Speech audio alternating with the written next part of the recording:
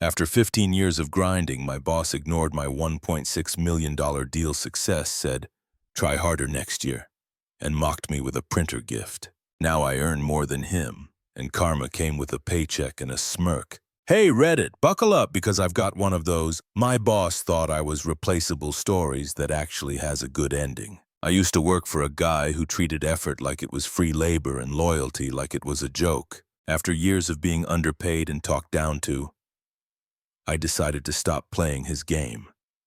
And let's just say, by the time it was over, I was earning triple his salary and sleeping just fine. I used to think working for a defense contractor meant doing important stuff.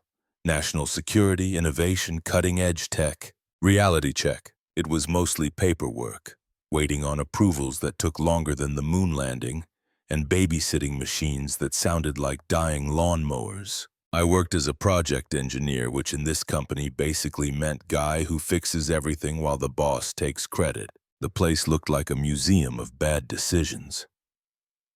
Machines older than my great-grandfather, fluorescent lights that flickered like horror movie props, and a break-room microwave that only worked if you held the door shut. Every week, someone would joke that if World War II ever started, our machines would die of shock before producing anything useful. My boss, Todd, was the kind of guy who thought leadership meant talking louder than everyone else. He strutted around like he owned the building, usually holding a coffee he didn't make himself and pretending to read reports he clearly didn't understand. He loved throwing around phrases like team synergy and work family whenever he messed something up and wanted everyone else to take the blame. One Monday morning, he really outdid himself. We had a shipment of components going to one of our government clients, and thanks to Todd's brilliant shortcut, the paperwork got sent to the wrong department.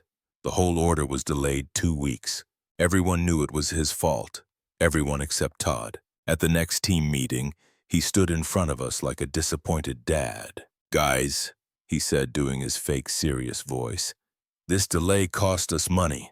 And when the company loses, we all lose. So this month, everyone's paycheck will be adjusted accordingly." Adjusted. That was his word for, "I'm docking your pay because I can't admit I screwed up."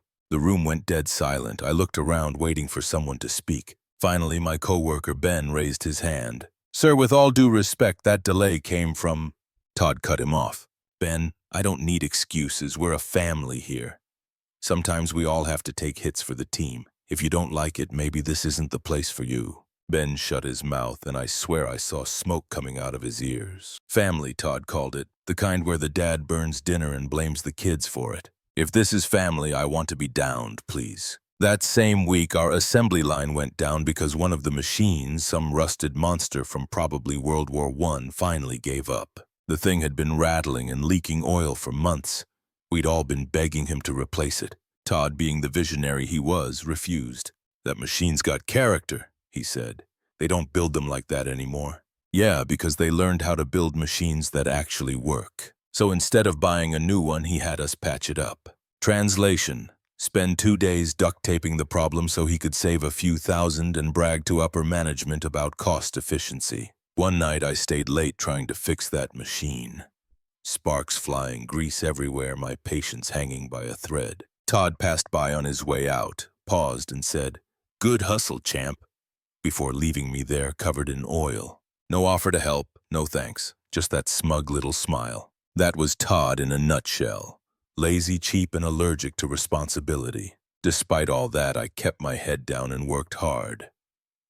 I was the guy who came in early, double-checked every drawing, made sure everyone on my team was covered. I believed in the system. I thought if you did your job better than everyone else, someone would notice. One Friday, about 2 years in, Todd called me into his office. The man had 2 moods: fake motivational speaker or power-tripping hall monitor. That day, it was the first one. "Take a seat," he said, gesturing like he was about to promote me to vice president or something. "You've been doing good work, kid. Real good." "Thanks," I said cautiously. Compliments from him usually came with a trapdoor. "I've got a project I think you can handle," he said, leaning back in his chair. "Big one. Defense system upgrade for a new Air Force client. You'll lead a team of 7. Think you're ready for that kind of responsibility?" Was I ready? I'd been running half his projects unofficially for months. "Yeah," I said. I can handle it. He grinned, clearly taking credit in his head already. Good, make me proud. This is your chance to prove yourself. I left his office trying not to roll my eyes. Prove myself. I'd been proving myself every day while he played Boss of the Year. Still, I couldn't help feeling a spark of excitement. Leading a project like this was a big deal. Maybe this was the break I needed. Walking back to my cubicle, I passed that same dying machine wheezing in the corner. I swear it looked at me like it was saying, "Good luck, kid. You'll need it." That was the start of it. My big opportunity, my chance to finally step up, make something of myself, and maybe, just maybe, earn some actual respect. That was the thought running through my head the morning I got the official project brief. The title looked fancy: Lead Systems Engineer, Airborne Defense Integration Program. Translation: make a complicated system work while juggling deadlines, suppliers, and a boss who wouldn't know engineering if it hit him in the face. My team was small. 4 engineers, 1 designer, and 2 admin staff. Good people, sharp minds, but tired from years of being micromanaged. When I introduced myself in our first meeting, I told them straight, "Look, I'm not Todd. I don't believe in yelling or stealing your credit. You do your job right, I'll have your back." The look of relief on their faces told me everything about what kind of leadership they'd been dealing with. At first, things went smooth. I was on fire, organizing everyone, solving problems, and actually enjoying the work again. Every milestone we hit, Todd found a way to make it sound like he did it. He'd walk into meetings just long enough to say, "Good job, team, but we can do better." That was his favorite line. Do better. Didn't matter if we hit every metric. He'd still say it like it was a script. Once, after we finished the entire system architecture 2 weeks early, I sent him the report. He replied with one line, "Looks okay. Let's aim higher next time." Higher than 2 weeks early. Sure, Todd. Maybe I'll invent teleportation while I'm at it. Then came the brutal part, testing. We had to fly out to the Nevada site for 3 weeks to oversee system integration. Long days, no sleep, endless heat, and the kind of coffee that tasted like burnt wires. Half my time was spent troubleshooting stuff that should have been replaced a decade ago. The Air Force reps were watching closely, so the pressure was real. Todd, of course, didn't come. "You've got it handled," he said over the phone, probably sitting in his air-conditioned office while I melted in the desert. The second week almost ended the whole thing. During a late-night test, the control system crashed. Full failure. Lights dead, alarms blaring, and our Air Force contact, Captain Reyes, staring at me like I just crashed a jet. If we didn't fix it before morning, we'd be in breach territory and at risk of losing the contract. I told everyone to go get food and rest. "I'll handle this," I said. They hesitated, but they trusted me. For the next 10 hours, I lived on vending machine snacks and adrenaline. I tore through code lines, swapped out modules, and rebuilt a part of the control unit from scratch using spare components. Around 5:30 a.m., when the desert sky was starting to glow orange, the system finally booted up. Every function came online, no errors, no glitches. I leaned back and laughed like a maniac. I hadn't slept in 36 hours, but we were back in business. When Reyes came in and saw the system running perfectly, his jaw dropped. "You fixed this yourself?"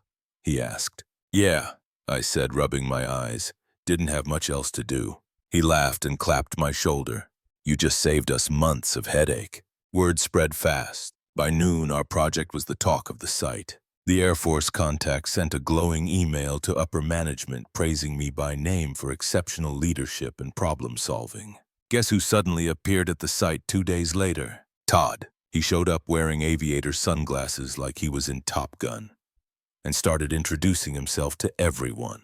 During the next meeting, he said, "Our team did a great job recovering from the incident." Reyes shut him down instantly. "Actually, your engineer here fixed it single-handedly." We were very impressed. Todd's face turned red. "Ah, yes," he muttered. "Good work, good teamwork."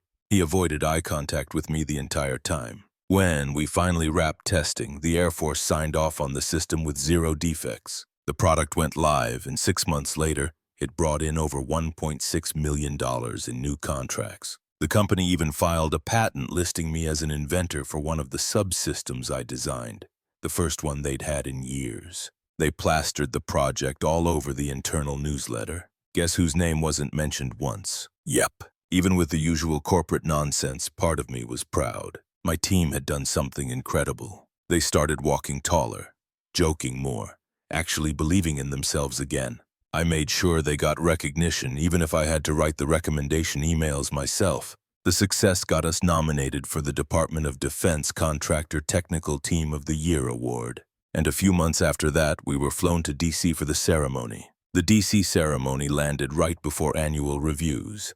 Todd went, of course, pretending he was part of the brain trust behind it all. I just smiled and let him talk. Everyone in that room knew who really pulled the weight. By the time we got back, I was sure this was my year. After everything I'd done, the sleepless nights, the $1 million project, the patent, the award, there was no way they could ignore me now. I walked into that office thinking I was finally about to be treated like what I was worth. I had no idea how wrong I was. Performance review day always felt like waiting for exam results, except your grade determined how much canned soup you could afford that month. I sat across from Todd, who looked unusually cheerful, like he just discovered how mirrors work. He tapped his pen on the table and said, Well, you've had quite the year, haven't you?" "Yeah," I said, trying to sound casual. Inside, my heart was racing. I'd led a $1 million project, earned a patent, saved the company from disaster, and put us on a DoD nomination list. If that didn't earn me a promotion, nothing would. He flipped through my review papers like he was reading a menu. "You're a real asset to this company," he said, nodding. 10 out of 10 on your performance metrics. You've done outstanding work." I leaned back a little, waiting for the "so we're promoting you" part. He looked up, smiling. "So your raise will be 3%. I blinked. 3%? He nodded like he just handed me the keys to the city. "Same as everyone else. Consistency across the board. You know we value fairness here." Fairness. I made that company $1.6 million new revenue. I was the reason they got that award nomination. I was the guy. "And the promotion?" I asked carefully. He sighed, pretending to be thoughtful. "Yeah, about that. We decided to promote Kevin instead." Kevin, my junior engineer, the guy I trained. I felt my stomach drop. "Wait, you promoted someone on my team?" He nodded again. "You've been great, but Kevin showed initiative. You'll get your turn. Try harder next year." That line, "try harder next year," I'd heard him say it to others before, but hearing it aimed at me felt like a punch. I sat there staring at him, waiting for him to crack and say he was kidding. He didn't. My hands tightened around the armrest. "Sir, with respect, I led the team that got us that contract. I worked weekends, traveled 100 days last year, and fixed a system failure alone." What exactly would harder look like? He leaned back, giving me that fake fatherly tone. "It's not just about what you do.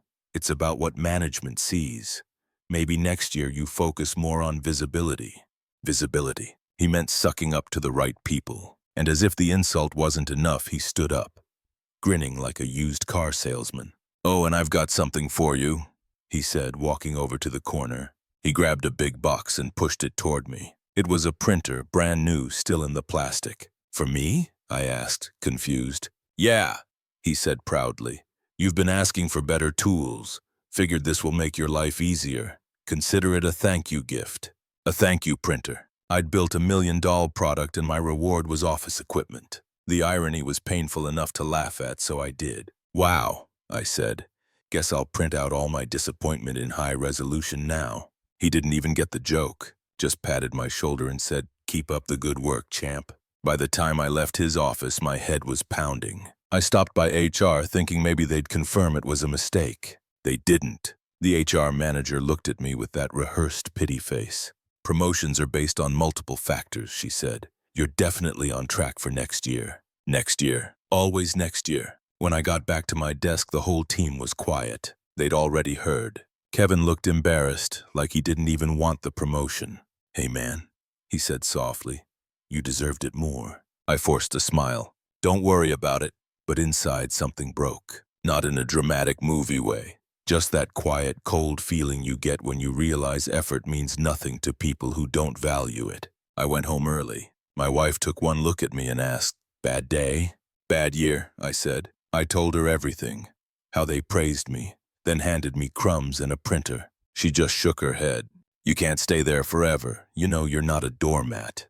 That night I couldn't sleep. I just kept replaying Todd's words. "Try harder next year." The same man who stole credit, avoided responsibility, and couldn't fix a paper jam was telling me to try harder. The next morning, I walked into work and looked around at everyone's tired faces. The fluorescent lights hummed. The ancient machine in the corner wheezed like it was still mad about surviving another week. And Todd was in his office pretending to be busy. That was the moment I realized loyalty in that place was a one-way street. We were all just gears in Todd's rusted machine. And me, I was done being part of it. No more free overtime, no more proving myself. From that day on, I decided if they weren't going to value me, I'd start planning for someone who would. But first, I had to make it through another week sitting across from the man who gave me a printer instead of a promotion. After that meeting, something in me just flipped. I stopped caring. All those late nights, skipped lunches, and weekends I'd spent saving projects over. I started clocking in at 8 o'clock sharp, clocking out at 4 o'clock sharp, not a single minute extra. If a meeting ran late, I'd stand up mid-sentence and say, "Sorry, I'm at 40 hours for the week," then walk out. The first time I did that, Todd's face looked like someone had unplugged his ego. "Where are you going?" he barked. "Home," I said. "My shift ended." He blinked like he couldn't believe I said it. "We're a team, remember?" "Yeah," I said, grabbing my bag, and the teams clocked out. From that point on, I was done. No volunteering for extra testing, no staying up to fix his mistakes, no pretending to be motivated by his "we're a family" speeches. My new motto was, do exactly what I'm paid for, not an inch more. And the best part, my productivity didn't even drop. Turns out when you cut out pointless meetings and fake urgency, you get a lot done in 40 hours. Coworkers started to notice. "Man, you seem calmer," one said while we were in the lab. "You used to look like you were fighting off a nervous breakdown." "I retired from caring," I said. "It's peaceful." He laughed, but later that day he stopped by my desk and lowered his voice. "You know, I saw this happen before," he said. "Guy named Harold. Same story. Worked his tail off, saved a project, got passed over for promotion. Boss said, try harder next year. He left 6 months later and doubled his salary somewhere else." I looked at him. "Did Todd do it to him too?" "Yep," he said. "Todd's got a pattern. Promotes the easy ones, not the good ones, makes him feel safer." That hit harder than I expected. I wasn't just another case of bad luck. I was part of a cycle. Todd's little system of keeping good employees just demotivated enough to stay put. "Don't waste years waiting," the guy said. "Start looking, seriously." That night I did something different. Instead of coming home and doom-scrolling company emails, I opened the internal training portal. The company had this professional development fund that barely anyone used. Todd never mentioned it because he didn't want to spend a dime. But it was there, and technically every employee could use it for certifications, software training, and technical workshops. So I went all in. Signed up for advanced CAD simulation, 3D modeling, and systems design courses. I even found a certification in finite element analysis that I'd always wanted to do. Each one got billed to the company, approved automatically because nobody actually checked. By week 2, my schedule looked completely different. I did my job during work hours, went home on time, spent evenings learning stuff that would make me twice as valuable. Somewhere else, Todd barely noticed. He was too busy micromanaging everyone else. If someone spent too long in the restroom, he'd ask what critical business they were conducting. If a part got delayed, he'd call 3 meetings to discuss whose fault it could be, never realizing it was always his. One morning, he walked past my desk and frowned at the sight of a textbook open next to my laptop. "What's all that?" he asked. "Training material," I said casually. "Compen approved." He didn't like that. "You should be focusing on your current projects, not wasting time on stuff you might never use." "Don't worry," I said, smiling. "It's for professional growth. You said we're a family, right? Got to make the family stronger." He grunted and walked away, muttering something about employees these days. The best part of doing the bare minimum was watching how much it annoyed him. He'd find any excuse to try and guilt me into doing more. "The client wants faster updates," or "we could really use your help on this new bid." But I'd just nod and say, "Sorry, Todd, I'm at capacity." It drove him nuts. One Friday, he cornered me in the hallway. "Look," he said, lowering his voice like we were having a heart-to-heart. "I know you're upset about the promotion, but that's how business works. You can't just shut down on me." I smiled. "I'm not shut down, I'm just working efficiently." He didn't get it. He thought control was respect and he couldn't stand that he didn't have mine anymore. Meanwhile, my coworker kept checking in. "How's the training going?" he asked one afternoon. "Good," I said. "Turns out I'm better at learning on my own than waiting for management to figure things out." He grinned.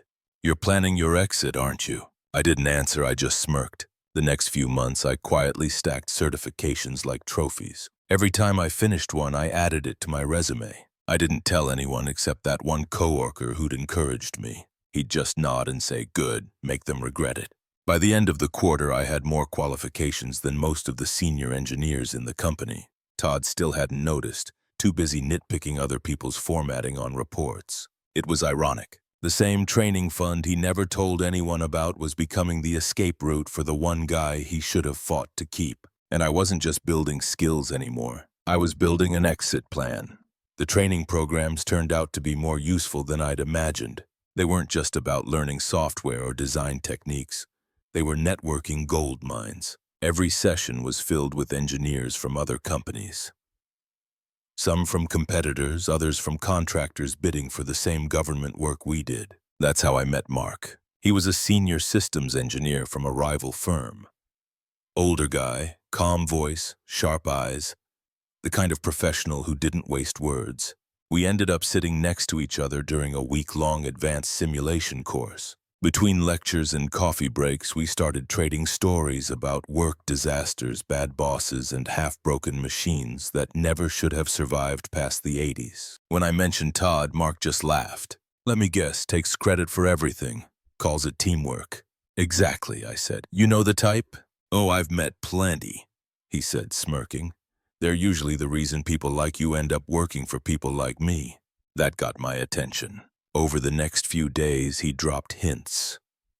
Little things about how his company was expanding, looking for people who could handle leadership roles, especially those with defense system experience. He didn't outright say apply, but he didn't have to. I could read between the lines. "Word of advice," he said one afternoon, packing up his laptop. "Don't waste too long trying to prove yourself to someone who already decided you're beneath him. When you're good, the right people notice." I kept that line in my head the entire flight back home. Meanwhile, back at work, the atmosphere hadn't changed much. Todd was still doing his daily rounds, nitpicking everyone's reports and finding new ways to make small tasks sound urgent. My team just went along with it. They were too scared to push back. The only difference now was me. I wasn't scared anymore. Kevin, the guy who'd gotten promoted over me, stopped by one day. He looked exhausted. "I envy you," he said. "You seem unbothered." "Got tired of playing the game," I said. "What's up?" He sighed. "They're making me do this MBA program. Said it's mandatory for senior engineers if I want to keep the role, but there's a catch. I have to stay with the company for 5 years after finishing, or I have to pay back all the tuition." That explained everything. They'd given him the promotion just to chain him down. I didn't say it out loud, but it made me realize how much freer I was. No golden handcuffs, no fake promises. I could leave whenever I wanted. A few weeks later, I got my chance to test how much Todd would tolerate. It was a Tuesday morning, and I was at my desk reviewing a design spec when Todd barged in without knocking. "You've been awfully quiet lately," he said. "No late-night emails, no extra meetings. What's going on? You finally get tired?" "Just focusing on what I'm paid for," I said without looking up. He crossed his arms. "You think doing the bare minimum is going to get you promoted? You'll never move up with that attitude." I smiled. "You're probably right, Todd. I'll make sure to remember that when I move out instead." His face twisted. "What's that supposed to mean?" "Nothing," I said, leaning back in my chair. "Just saying maybe I'm done chasing promotions that don't exist." He stepped closer, voice rising. "You're lucky to even have this job. You think someone else is going to put up with that mouth of yours?" I looked him dead in the eye. "Maybe, but I'll let them find out." That set him off. "You know, if you keep this attitude up, I could fire you right now." I grinned. "Do it." He blinked, thrown off. "What?" "Do it," I repeated. "You'd have to explain to upper management why the only guy who knows how to maintain the main system suddenly disappeared. You sure you want to deal with that?" He stared at me speechless, his jaw clenching so tight I could hear his teeth grind. Then, without another word, he turned and stormed out. It was the most satisfying silence I'd ever heard. After that, Todd mostly avoided me. He'd occasionally try to throw a sarcastic comment my way. "Don't work too hard, champ."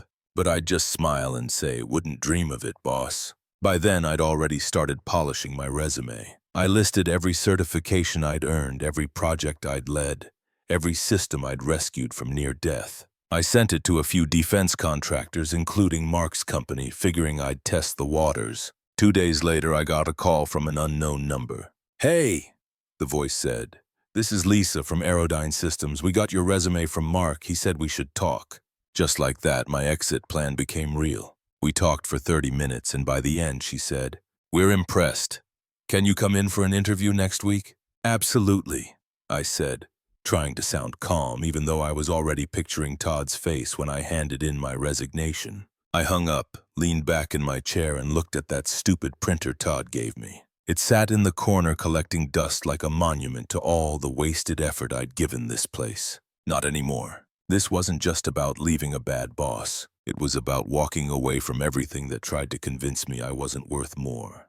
And soon I was going to prove just how wrong they were. The interview with Aerodyne Systems was scheduled for the following Wednesday. I showed up in a clean button-down, calm but focused. Their facility looked nothing like ours. Modern, efficient, everything actually worked. I met with a panel of 3 engineers and a project manager. They didn't waste time asking fluff questions like, "What's your biggest weakness?" Instead, they said, "Tell us about a time you solved something no one else could." So I told them about Nevada.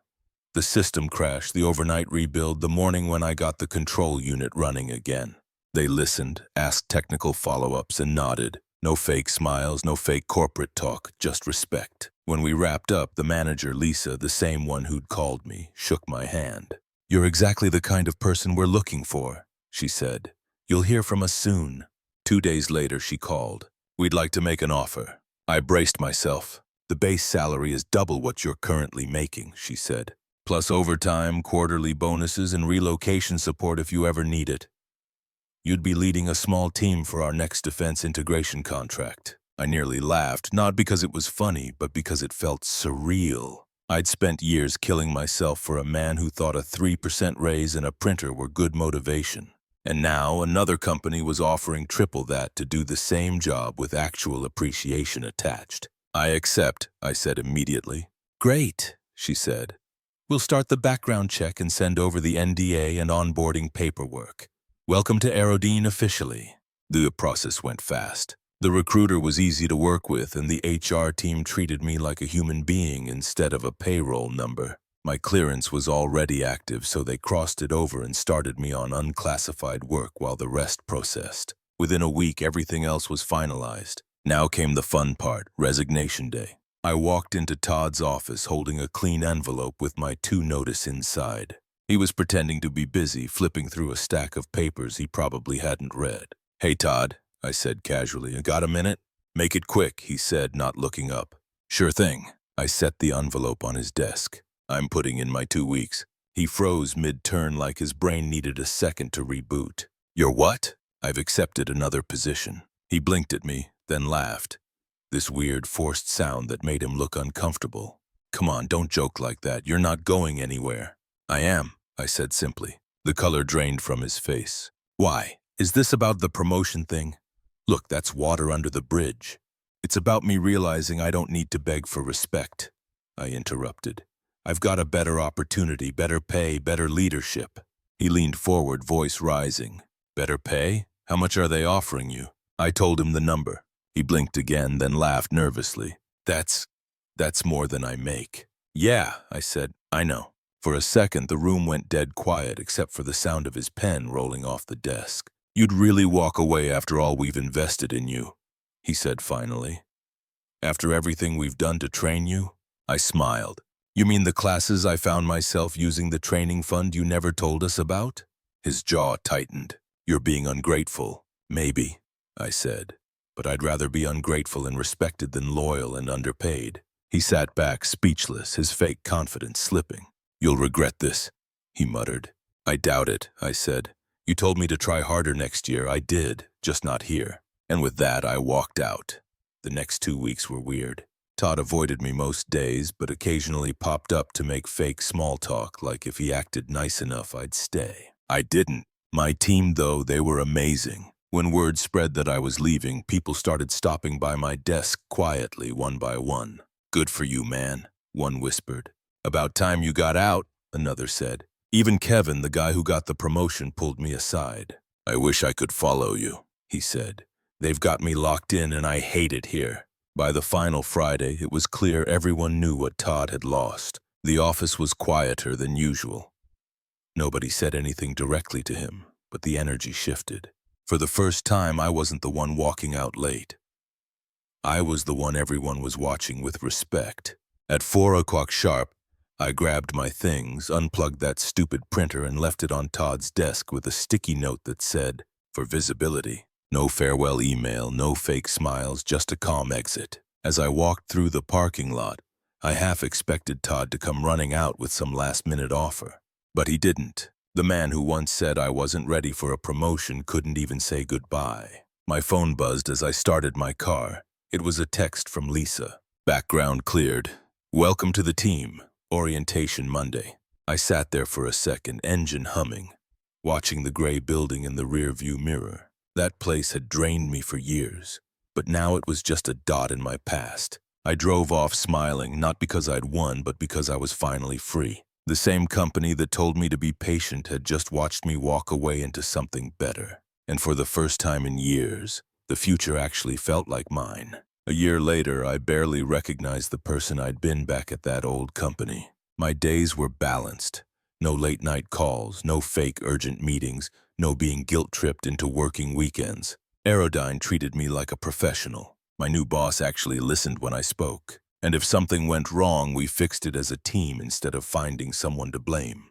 I'd gone from fighting for scraps to leading my own projects, managing budgets, and having engineers under me who genuinely respected me. The pay? Much more than what I made before, just like they promised. Even without the overtime, I had a team that trusted me, a manager who backed me up, and a company that valued results over brown-nosing.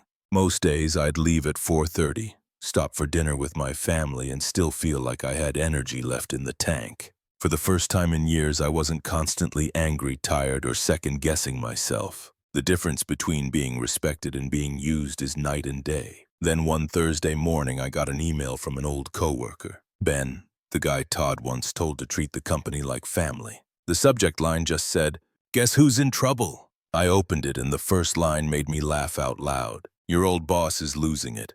The system you built last year? It broke and nobody knows how to fix it." Apparently, the company had landed another contract using the same tech I designed. But since Todd had been too cheap to hire anyone competent to maintain it, everything crashed mid-delivery. The Air Force wanted results and the deadlines were brutal. They were scrambling. Later that day, while reviewing some design files, my phone buzzed. Unknown number. I almost ignored it, but something told me to pick up. "Hello?" I said. A familiar voice came through the line. "Hey, it's Todd." I leaned back in my chair, smiling already. "Wow, Todd, haven't heard from you in a while. What's up?" He cleared his throat, trying to sound confident but failing miserably. "Yeah, listen. We've run into a bit of a situation with one of your old systems. Nobody here understands the configuration and the client's breathing down our necks. I was hoping you could maybe, help us out. Just walk us through it." I couldn't believe it. The same man who told me to try harder next year was now calling me for help. "I don't work for you anymore," I said casually. "I know," he said quickly, "but you built the original framework and no one's been able to stabilize it. I'd really appreciate it if you could just try harder this year, Todd," I said. Silence. "What? You heard me," I said, leaning forward. "You told me to try harder next year, remember? Well, I did. Now you can try fixing it yourself."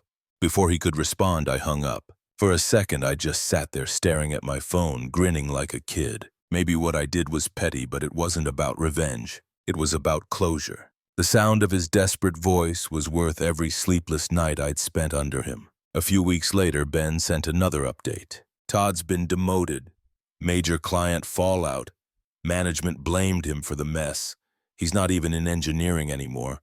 Moved to special projects, which is basically corporate limbo. I didn't reply. I just leaned back in my chair, staring at the project board in my new office. When I met Captain Reyes again during a review call, he smiled and said, "Glad to see you ended up where you belong." That line stuck with me the rest of the day, because he was right. I did belong here, not chained to someone else's insecurities, not wasting my talent making someone else look good. That night, I took my family out to celebrate. Nothing fancy, just a quiet dinner and some laughter that didn't feel forced. My wife asked if I'd heard from anyone from the old place lately. "Yeah," I said. "Todd called a while back, needed help." She laughed. "You didn't help him, did you?" I shook my head. "Nope, he got exactly what he earned." Todd thought keeping me small made him powerful, but all it did was make my growth impossible to ignore once I left. Now every time my paycheck hits, I can't help but think back to his office. To that moment he said, "Try harder next year." And every single time I smile. Because I did, just not for him.